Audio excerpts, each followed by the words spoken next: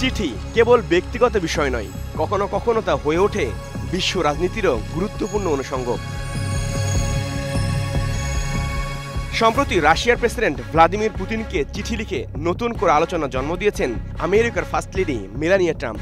চিঠিতে তিনি ইউক্রেনের শিশুদের জন্য সহমর্মিতা জানান। উৎকণ্ঠা ছিল যুদ্ধ বিধ্বস্ত অঞ্চলে শিশুদের নিদারুণ পরিণতি নিয়ে। ব্যক্তিগত চিঠিতে মেলানিয়া শিশুদের নিরাপদ পৃথিবী গড়ার গুরুত্বের প্রতি দৃষ্টি আকর্ষণ করেন।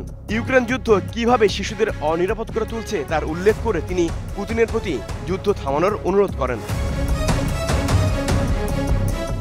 যখন একদিকে মেলানিয়া ট্রাম্পের চিঠি নিয়ে সরব আন্তর্জাতিক গণমাধ্যম, তখন গাজায় চলছে শিশুদের নরক যন্ত্রণা।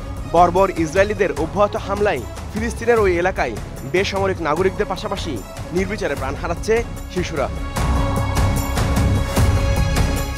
গাজায় প্রায় 2 বছর ধরে চলা ইসরায়েলি আগ্রাসনে হত্যা করা হয় ৬২,০০০-এরও বেশি ফিলিস্তিনি, যার মধ্যে শিশুদের সংখ্যা ২০,০০০-এর কাছাকাছি।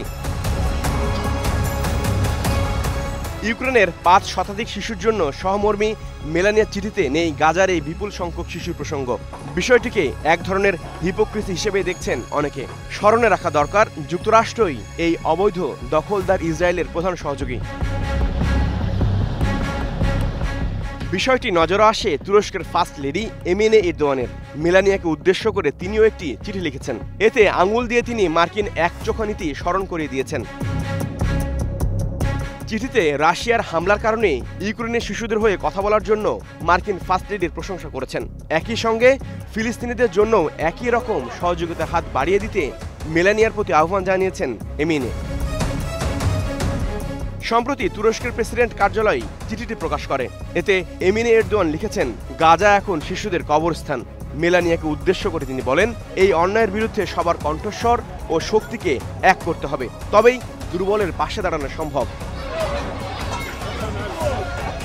ইসরায়েলের প্রধানমন্ত্রী বেনিয়ামিন নেতানিয়াহুর সঙ্গে যোগাযোগ করে গাজার মানবিক সংকট নিরসনের অনুরোধ করার জন্য মেলানিয়াকে আহ্বান জানিয়েছেন তুর্কি ফার্স্ট লেডি। মেলানিয়াকে লেখা চিঠিটি এমন এক সময় দেয়া হয় যখন জাতিসংঘ ঘোষণা করে গাজা শহরে দুর্ভিক্ষ চলছে। HR Rafi, star news.